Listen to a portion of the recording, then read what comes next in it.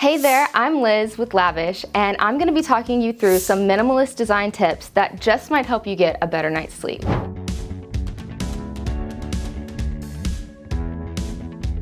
First off, let's talk about what minimalist design is. Minimalist design gets a bad rep sometimes of being boring and lifeless, but it's really more about making intentional choices so that we can bring in good textures and healthy colors that promote good sleep. Let's talk color. It's no surprise that color is a big aspect of design, and it plays an important role when setting the tone for a room. Some color schemes are more energizing than others. A bright red, for example, probably wouldn't be the most conducive to sleep. Deep blues and neutrals, on the other hand, are colors that may help you feel more relaxed when it comes to bedtime. You can incorporate them in a variety of ways, like in a throw pillow with texture, for example, or you can even use other colors, say earth tones or greens, keeping most of the scheme neutral, which is why we incorporated that in our set today. Let's talk a little bit about clutter.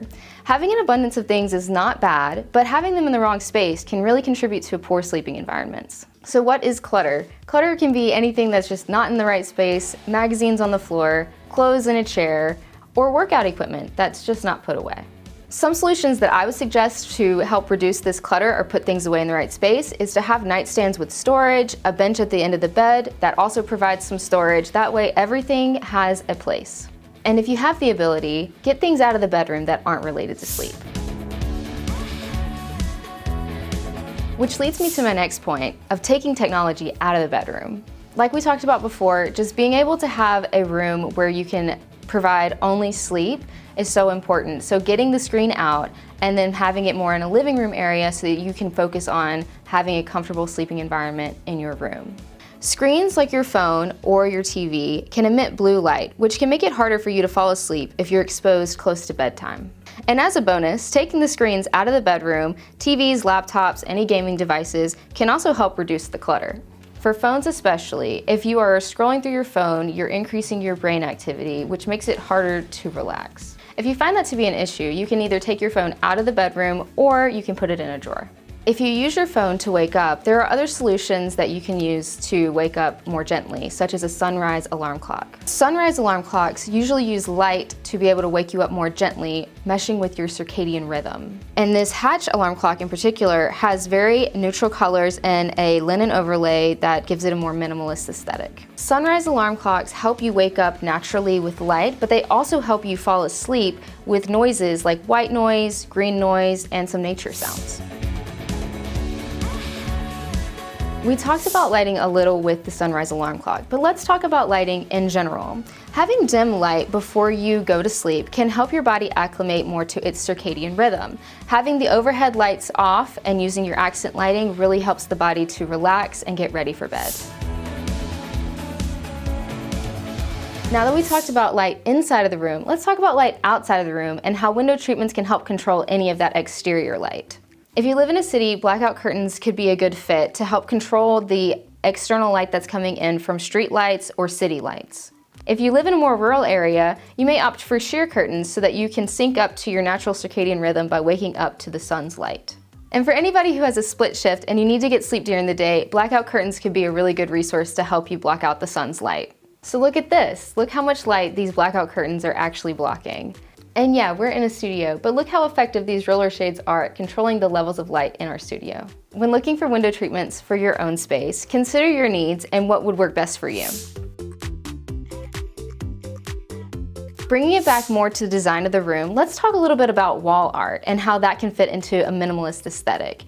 Wall art is very personal to you and what you like, but creating something with more simple lines and texture can really give it a nice cozy approach to what you have on your walls. For example, on the Sleepopolis set, we have nice artwork with clean lines and a little bit of color to add a personal touch. The layout is symmetrical and we're not having too many distracting things going on with the black and white aesthetic. At the end of the day, artwork that you choose is very personal to you. But if you want to look for a more minimalist aesthetic, look for something with clean lines, a good texture, and a neutral color. So we've talked a lot about the design of the whole room, but let's talk about the bedding a little bit more. And Sleepopolis has a ton of resources on their website for bedding. But talking about a little bit more of the textures and weights of the blankets, we have 3 different types of blankets here on the bed. We've got one that's lighter for light pressure to help regulate that body temperature, something in the middle, but also all providing great texture. And we also have a weighted blanket that adds a little bit of gentle pressure to help some people sleep a little bit better. Let's talk about pillows for a second. There are so many different kinds of pillows, but one way to make it feel a little bit more cohesive to your design is to have some good covers for them that fit a little bit more into the aesthetic that you're going for. Minimalist designs like texture are really gonna help bring that cohesion to the full bed experience. Let's talk a little bit about the textures we have on the bed. We have a nice linen that adds this nice neutral texture, and then we have a little bit more texture on these accent pillows that even provide a little bit of color. And then we bring it back to the linen to create that cohesion and give you that nice, soft, minimalistic texture again. And there's no exact formula to this, so you can definitely add some personality and make it your own and even have a little bit of fun.